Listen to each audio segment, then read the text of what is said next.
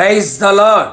బలవంతుడును అధిక శక్తి సంపన్నుడైన యేసుక్రీస్తు ప్రభుల వారి పరిశుద్ధ శుభనామములో మీరును బలవంతులై శక్తివంతులుగా ఉందురుగాక. ఈ దినపు యేసయ్య జీవపు మాట. కొరింథీలకు రాసిన మొదటి పత్రిక 16వ అధ్యాయం 13వ వాక్య భాగము. బలవంతులై ఉండుడి.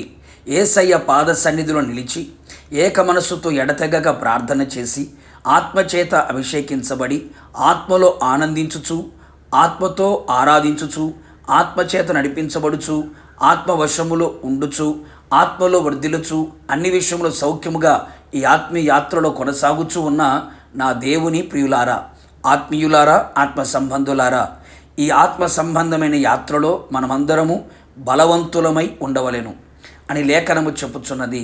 అవును ప్రియులారా, మనం ఏ విషయములలో కూడా బలహీనులుగా ఉండకూడదు.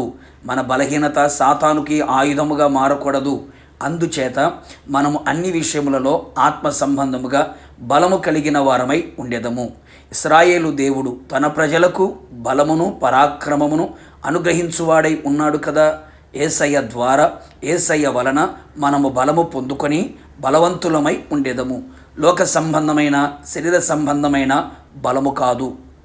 అనేక మంది ఈ లోక సంబంధమైన కుల బలము, మత బలము, డబ్బు బలము, అధికార బలము, పదవి బలము, బంధు బలము కలిగి ఉన్నారు.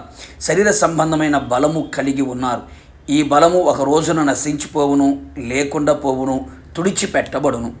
మనము ఆత్మ సంబంధమైన బలము గలవారమై ఉందము, బలవంతులమై నిలిచి ఉందము.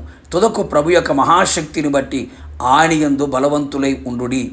అపవాది తంత్రములను ఎదిరించుటకు మనము శక్తివంతులముగా ఉండేదము. విశ్వాసములోను, ప్రార్థనలోను, ఆత్మలోను, వాక్యములోను, పరిచర్యలోను, పరిశుద్ధతలోను, ఆయనను సంతోషపరిచే విషయములోను, ఆయనకు అనుకూలముగా ప్రవర్తించే విషయములోను బలహీనులుగా ఉండకూడదు. యుద్ధమునకు బలమును ధరింపచేయువాడు ఆయనే.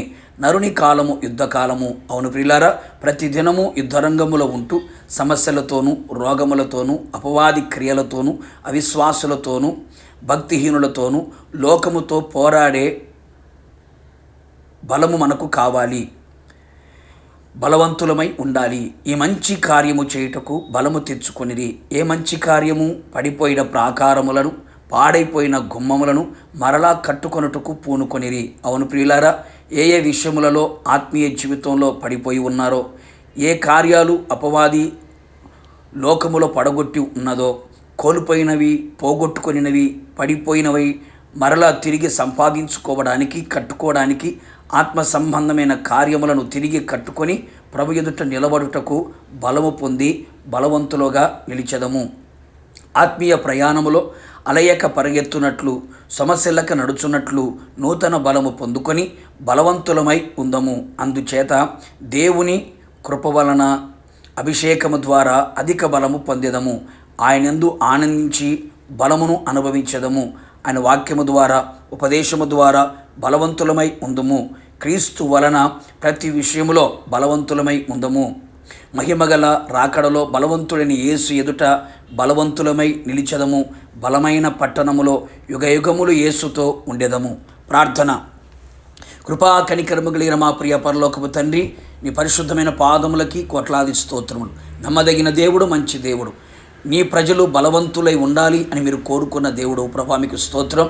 అవును తండ్రి, మీ కృప ద్వారా, అభిషేకము ద్వారా, వాక్యము ద్వారా, ఆత్మ ద్వారా, మీలో ఆనందించుట ద్వారా, ఎదురు చూచుట ద్వారా మేము బలము పొందిన వారిగా, యుద్ధరంగములో జయమును పొందేవారిగా, ప్రయాణములో అలసిపోకుండానట్లుగా, తిరిగి ప్రాకారములన్నీ కట్టుకొని ఆత్మీయ జీవితంలో స్థిరపడినట్లుగా కృప దయచేయమని, బలవంతులుగా మార్చి మీ రాకడలో మేమంతా మిమ్మల్ని ఎదుర్కొనే భాగ్యమును దయచేయమని, ఏ ఒక్కరు బలహీనులు కాకుండానట్లుగా మరొకసారి కృప దయచేసి బలవంతులుగా మార్చమని యేసు నామములో అడిగి పొందుకొని ఉన్నాము తండ్రి. ఆమెన్. నిశ్చయముగా మీరును మీ కుటుంబ సభ్యులందరూ క్రీస్తులో బలవంతులై ఉందురు గాక. బలమైన పట్టణములో చేర్చబడుదురు గాక. God bless you.